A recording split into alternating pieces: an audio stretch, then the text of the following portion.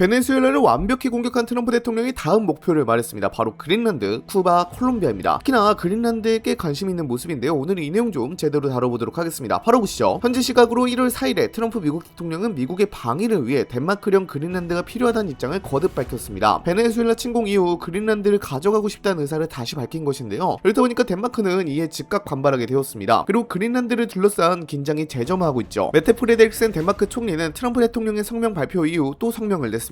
미국이 그린란드를 장악해야 한다는 말은 완전히 터무니없다는 점을 미국에 분명히 말해야 한다고 밝혔습니다. 그러면서 프레데릭센 총리는 역사적 동맹국을 위협하는 행위를 중단하라고 트럼프 대통령에 촉구하기도 했죠. 트럼프 대통령은 중국과 러시아의 선박이 그린란드 근처를 항해한다면서 계속해서 그린란드는 미국이 가져야 한다고 주장을 하고 있는데요. 당장 덴마크는 이러한 미국의 움직임에 대해서 위협을 느끼고 있는 모습입니다. 그렇다 보니 덴마크가 발간한 2025 첩보 전망 보고서에 미국을 잠재적인 안보 위협으로 꼽기도 했는데요. 점점 더 자국의 이익을 우선시하는 미국이 이제 경제적, 기술적 우위를 힘의 수단으로 사용하고 있다며 이는 동맹과 파트너들에게도 적용된다고 설명하기도 했습니다. 이어 트럼프 대통령은 콜롬비아에 대한 군사행동을 검토할 수 있느냐는 기자의 질문에 트럼프 대통령은 나로서는 좋은 생각이라고 답했습니다. 그리고 구스타프 페트로 콜롬비아 대통령을 겨냥하여 콜롬비아도 매우 병들어 있다. 미국의 코카인을 만들어 팔기를 좋아하는 병든 사람이 통치하고 있다. 그는 그렇게 오래가지 못할 것이라고 말했습니다. 콜롬비아를 상대로 군사작전을 한다는 말에 긍정적인 의사를 표현한 것인데요. 이어 쿠바에 관한 이야기도 했습니다. 트럼프 대통령은 쿠바는 사실상 붕괴 직전에 있는 것처럼 보인다며 그들이 얼마나 버틸지 모르겠지만 쿠바는 수입이 없다고 지적하였습니다. 현재 트럼프 대통령이 그린란드, 쿠바, 콜롬비아를 전부 겨냥하여 군사작전이나 그 지역을 차지하겠다는 의사를 밝히다 보니까요. 세계에 큰 충격을 주고 있습니다. 현재 트럼프 미국 대통령은 이른바 돈로 독트린을 전면에 내세우고 있습니다. 이 개념의 뿌리는 1823년 제임스 먼로 대통령이 선언한 먼로 독트린에 있습니다. 당시 미국은 유럽 세력이 아메리카 대륙에 개입하지 말 것을 분명히 하며 서반구를 미국의 영향권으로 설정했습니다. 트럼프 대통령이 언급한 돈로 독트린은 이 구상을 계승하겠다는 의미에서 만들어진 표현으로 도널드와 먼로의 이름을 결합한 용어입니다. 그리고 트럼프 대통령은 이를 지난 1월 3일 공개적으로 언급하며 분명한 메시지를 던졌습니다. 이 발언은 즉흥적인 선언으로 보기 어렵습니다. 트럼프 행정부는 이미 지난해 12월 5일 아메리카 대륙에 대한 외부 세력의 개입을 차단하고 미국의 영내 영향력을 강화하겠다는 내용을 핵심으로 한 2025 국가안보 전략 보고서를 발표했습니다. 돈로 독트린 언급은 이 전략의 연장선에 놓여있다고 볼 수 있습니다. 이런 흐름 속에서 베네수엘라에 대한 군사작전이 끝나자마자 그린란드, 쿠바, 콜롬비아가 연이어 거론되고 있다는 점은 가볍게 볼 사안이 아닙니다. 미국이 서반구 전반을 다시 강하게 움켜쥐려는 신호로 해석되면서 앞으로 더 큰 충돌과 사건이 이어질 수 있다는 전망이 계속해서 나오고 있습니다. 특히 트럼프 대통령이 그린란드에 집착에 가까운 관심을 보인다는 점은 매우 심각하게 봐야 할 대목입니다. 그린란드는 분쟁 지역도 아니고 적대 국가의 영토도 아닙니다. 엄연히 미국과 군사동맹을 맺고 있는 덴마크의 자치령입니다. 이런 상황에서 미국이 그린란드를 군사적으로 압박하거나 병합 의사를 공개적으로 드러내는 순간 이는 외부의 적이 아니라 내부에서 동맹 질서를 무너뜨리는 행위가 됩니다. 만약 미국이 실제 행동을 옮긴다면 그날로 북대서양 조약기구 나토의 근간은 흔들리는 수준을 넘어 사실상 붕괴 국면에 들어갈 가능성이 큽니다. 유럽 국가들이 이 사안을 예민하게 받아들이는 이유도 여기에 있습니다. 그린란드 문제는 덴마크 한 나라의 문제가 아니라 동맹국 영토의 안전을 미국이 스스로 위협하고 있다는 선례가 되기 때문입니다. 이미 유럽 각국에서는 덴마크에 대한 정치적, 외교적 연대를 공개적으로 언급하고 있고 미국의 일방적 행동에 제동을 걸어야 한다는 목소리도 점점 커지고 있습니다. 이 흐름이 이어질 경우 유럽 내부에서는 미국을 신뢰할 수 있는 안보 파트너로 볼 수 있는지에 대한 근본적인 회의가 확산할 수밖에 없습니다. 결과적으로 유럽과 미국 사이의 갈등은 지금보다 훨씬 더 깊어지고 대서양 동맹은 회복하기 어려운 균열을 맞게 될 가능성이 큽니다. 여기에 또 하나의 중요한 변수가 있습니다. 그린란드 주민들의 시선입니다. 그린란드 사람들은 미국에 편입되기를 원하지 않습니다. 이들은 덴마크로부터 점진적으로 권한을 넘겨받으며 장기적으로는 독립국가로 나아가기를 원해왔습니다. 그런 상황에서 미국이 외부에서 병합이나 지배를 거론하는 것은 그린란드 사회 전체에 강한 반감을 불러일으킬 수밖에 없습니다. 미국의 압박은 그린란드의 독립 여론을 오히려 더 자극하고 있고 트럼프 대통령의 발언은 현지에서는 주권을 무시하는 발언으로 받아들여지고 있습니다. 결국 그린란드를 둘러싼 문제는 강대국 간의 전략 경쟁을 넘어 동맹 질서와 민족 자결이라는 더 근본적인 충돌로 번지고 있다고 볼 수 있습니다. 트럼프 대통령이 그린란드와 관련하여 중국을 언급한 대목은 그냥 넘길 수 있는 신호가 아닙니다. 미국이 그린란드 문제에서 이례적으로 속도를 내는 이유는 러시아 변수 하나로만 해석하면 핵심이 빠집니다. 결정적인 축이 하나 더 있는데 바로 중국입니다. 중국은 오래전부터 북극을 자국의 전략 범위 안에 포함해왔고 공식 문서에서 자신의 근북극 국가라고 규정해왔습니다. 북극의 영토도 없고 해안선도 없는 나라가 이런 표현을 쓰는 데에는 분명한 의도가 있습니다. 북극을 소수 국가가 관리하는 공간이 아니라 국제적 경쟁이 벌어지는 무대로 제정해야겠다는 선언에 가깝습니다. 중국은 북극을 물류, 자원, 군사 균형이 동시에 교차하는 미래의 핵심 전장으로 바라보고 있습니다. 이 전략은 1대1로 구상과 정확히 맞물려 있습니다. 중국은 남중국해와 인도양을 과정을 거쳐 유럽으로 이어지는 기존 해상로가 언제든 미국과 동맹국의 통제 아래 놓일 수 있다는 점을 잘 알고 있습니다. 그래서 주목한 대안이 북극 항로입니다. 기후 변화로 해빙이 진행되면서 아시아와 유럽을 잇는 이동거리가 크게 줄어들고 있고 스웨즈 운하나 물라카이역 같은 취약 지점을 피해갈 수 있는 길이 열리고 있습니다. 중국 관점에서 북극 항로는 새로운 항로 이상의 의미를 갖습니다. 해상 봉쇄 상황에서도 숨통을 틀 수 있는 전략적 출구인 셈입니다. 이런 이유로 중국은 북극 항로를 빙상 실크로드라 부르며 일대일로의 북쪽 축으로 끌어들이려 하고 있습니다. 거기다가 그린란드에는 매우 많은 히토류가 매장이 되어 있다 보니까요. 히토류만 따지고 봐도 가치가 1경 4,500조 원인 것으로 추정이 되고 있습니다. 이 흐름에서 그린란드는 핵심 위치에 놓여 있습니다. 북극 항로 한가운데에 자리 잡고 있고 항로 감시, 기항지 확보, 자원 접근까지 동시에 가능한 지점이기 때문입니다. 실제로 중국은 과거 그린란드에서 공항 건설 사업에 참여하려 했고 히토류와 광산 개발에도 강한 관심을 보여왔습니다. 특히 공항 사업은 민간 인프라로만 볼 수 없는 사안이었습니다. 장거리 활주로는 상황에 따라 군사적으로 활용될 수 있고 위성 감시나 항공 작전의 거점으로 전환될 여지가 큽니다. 덴마크 정부가 직접 개입해 중국 기업의 참여를 막은 배경도 여기에 있습니다. 겉으로는 안보 문제를 내세웠지만 실질적으로는 중국의 북극 진입을 차단하려는 판단이었습니다. 미국은 이런 움직임을 매우 날카롭게 주시하고 있습니다. 지구온난화로 인해서 북극 항로가 열리기 시작했습니다. 지난 10년간 북극의 선박 통행량은 37%나 증가했는데요. 러시아는 이에 대비를 해두어 이미 북극 전역에 군사 거점을 촘촘히 구축해놓은 상태입니다. 이 상황에서 중국이 경제와 인프라를 앞세워 발을 들이는 순간 북극은 미국의 영향력 밖으로 밀려날 가능성이 커집니다. 중국은 군사력보다 투자와 개발을 먼저 내세우는 방식을 반복해왔고 한번 자리 잡으면 쉽게 물러나지 않습니다. 항만과 공항, 광산, 통신망을 장악한 뒤 정치적 영향력까지 확대해온 패턴은 아프리카와 중동, 동남아에서 이미 확인된 바가 있습니다. 미국 시각에서 그린란드는 중국의 이런 방식을 북극에서 처음으로 본격 시험할 수 있는 공간이 될 수 있습니다. 그래서 미국은 그린란드를 자원지역이나 보조 거점 정도로 보지 않습니다. 이곳을 미중 패권 경쟁의 최전선으로 인식하고 있습니다. 미국이 그린란드 문제에 과도할 정도로 민감하게 반응하는 이유는 이 지점을 놓치는 순간 북극 전체의 주도권이 중국 쪽으로 기울 수 있다는 강한 위기감 때문입니다. 미국의 이런 행보로 인해 국제사회가 크게 흔들리고 있는 것도 분명한 사실입니다. 중국과 러시아를 축으로 한 반미 진영 국가들은 베네수엘라에 대한 미국의 군사 행동을 강하게 규탄하고 나섰습니다. 주권 침해라는 표현까지 동원하며 비판 수위를 높이고 있습니다. 반면 이스라엘과 이탈리아, 아르헨티나 같은 일부 국가는 미국 개입의 명분을 인정하는 입장을 내놓으며 엇갈린 반응을 보입니다. 더 큰 문제는 유럽과 미국 사이의 균열이 점점 뚜렷해지고 있다는 점입니다. 앞서 말씀드린 것처럼 미국이 그린란드를 자국 영향권으로 편입하려는 움직임을 반복해서 보이면서 유럽 내부에서는 강한 경계심이 커지고 있습니다. 이에 따라 대서양 동맹의 신뢰가 흔들리고 있고 유럽과 미국 간 갈등은 지금보다 한층 더 확대될 가능성이 큽니다. 미국 내부 상황도 안정적이라고 보기는 어렵습니다. 트럼프 대통령이 의회의 동의 없이 베네수엘라를 공격한 이후 연이어 다른 국가들에 대한 개입 가능성을 시사하면서 정치적 긴장이 고조되고 있습니다. 특히 민주당은 행정국가 권한을 넘어선 행동을 하고 있다며 강하게 반발하고 있고 이 문제는 미국 내 정치적 분열을 더욱 깊게 만드는 요인으로 작용하고 있습니다. 현재 상황이 굉장히 급박하게 돌아가고 있는 모양새입니다. 여러분들 현재 상황에 대해서 어떻게 생각하시나요? 댓글로도 작성해 주시기 바랍니다. 이상 영상 마치도록 하겠습니다. 감사합니다.